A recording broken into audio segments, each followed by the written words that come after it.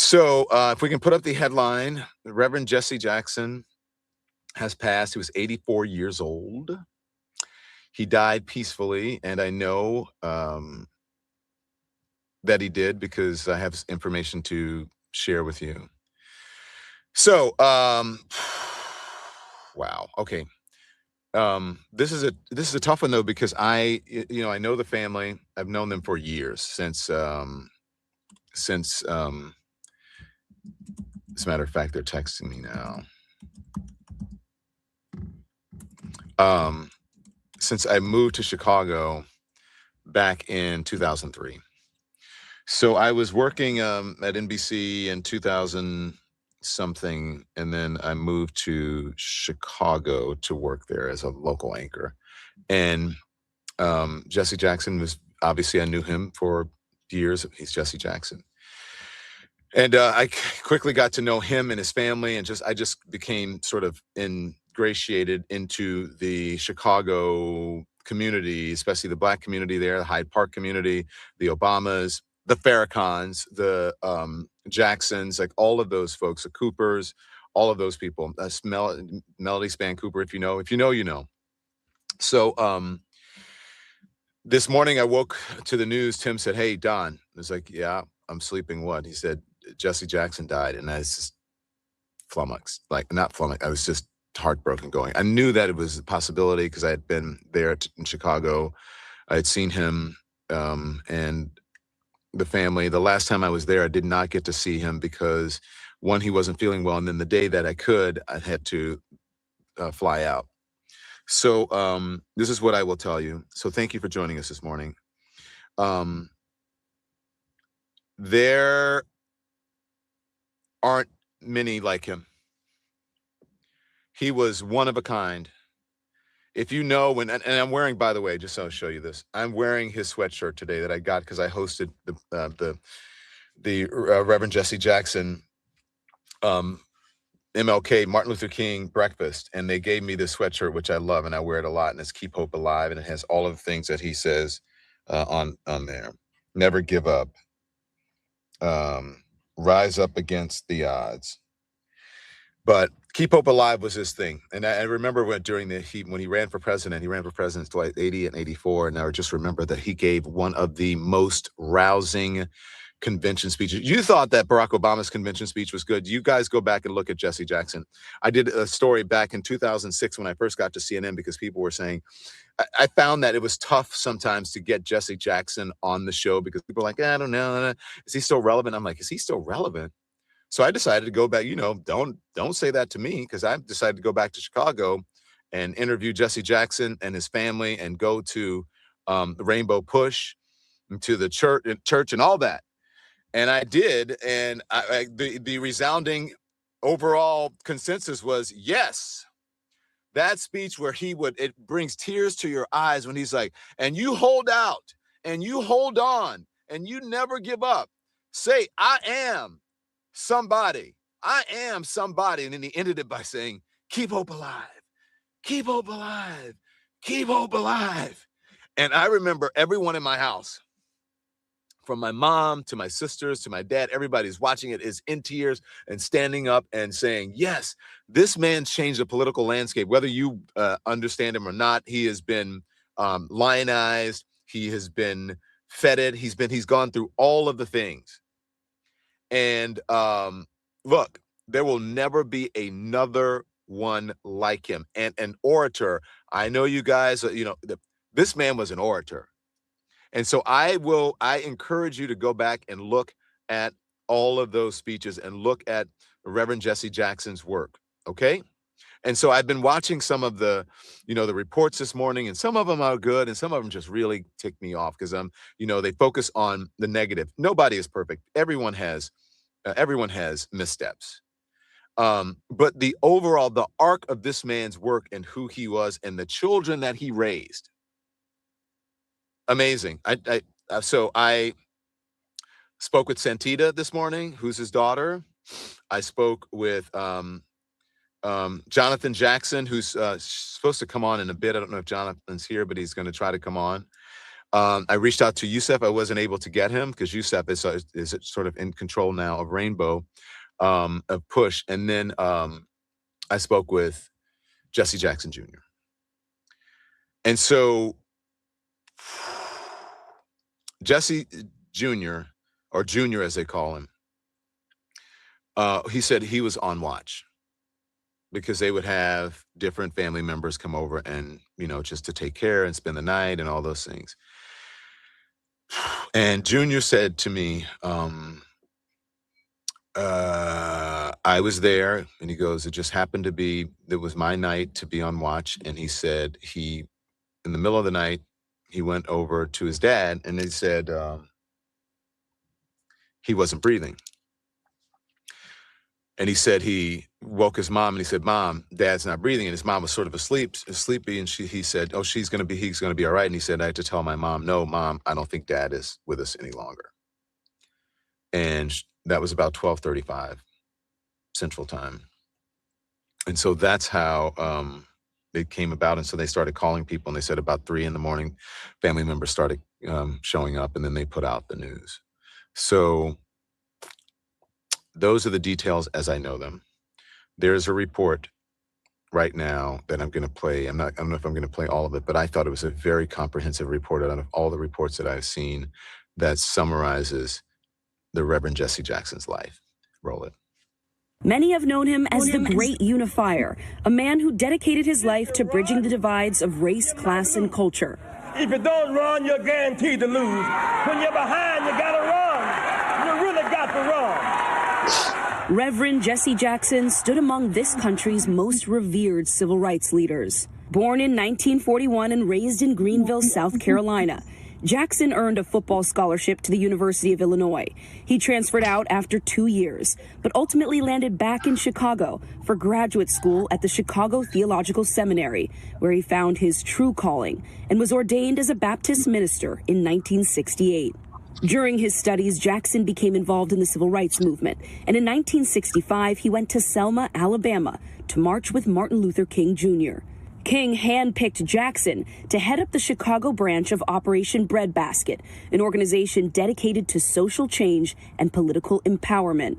3 years later, Jackson was there on the balcony at the Lorraine Motel in Memphis, Tennessee, as Dr. King was assassinated, his murder sending shockwaves through the country and forever changing his friend. Jackson committed to keeping King's dream alive, and he founded the Rainbow Push Coalition in 1984. Its main focus to fight against federal, state, and local efforts targeting civil rights and freedoms. Jackson used his activism as a platform to launch his candidacy for the Democratic presidential nomination that same year. His campaign marked a significant moment in U.S. history, as it became the strongest presidential run by a black candidate up to that point, and he helped to bring issues of minority rights to the forefront of American politics. I think the great challenge in this society really is for us to move from battleground to common ground, to begin to focus more on areas where our interests converge. But Jackson lost support after making a controversial remark during an interview that was perceived as anti-Semitic. He apologized for the comments, but he couldn't make up for the deficit and lost the nomination to Walter Mondale. Jackson decided to run again in 1988 and sought the support of a wider electorate. But after winning 5 states, Jackson came in second to Massachusetts Governor Michael Dukakis. Jackson continued to use his voice to highlight racial inequities, even after he left the political sphere. He was a powerful orator and lectured around the world, calling for the release of political prisoners and speaking out against the war in Iraq and police brutality. In 2000, President Bill Clinton honored him with the Presidential Medal of Freedom Award in recognition of his decades of activism. In 2007, Jackson endorsed Barack Obama and served as co-chairman of his campaign, but not without controversy. Jackson criticized Obama on an open mic.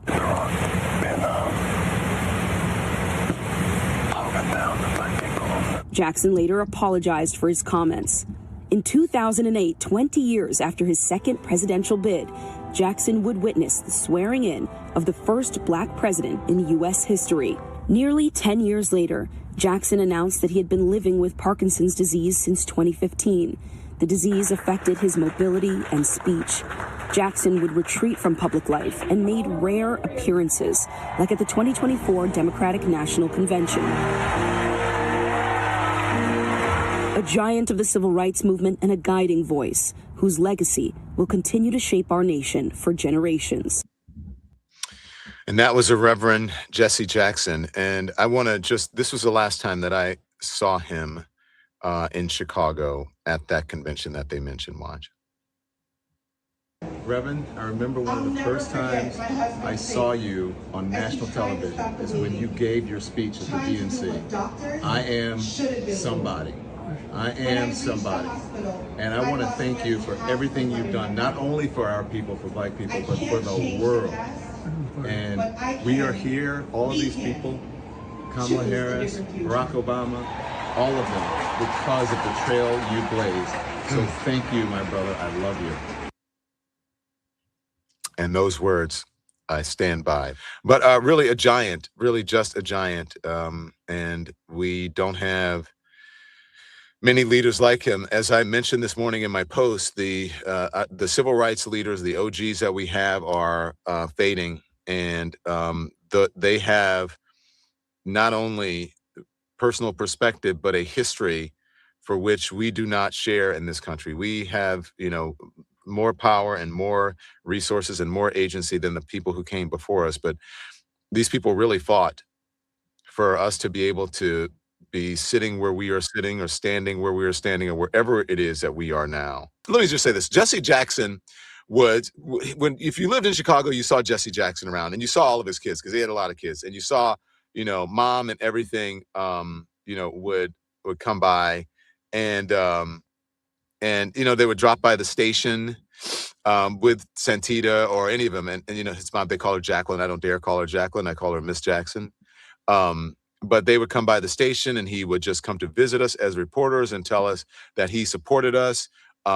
If ever they asked us to do something as local personalities for Rainbow Push, we were there, of course. And the picture that you were just looking at was the Coretta Scott King's funeral. But and because of my relationship with Jesse Jackson, I got to meet and personally and get to know the King family.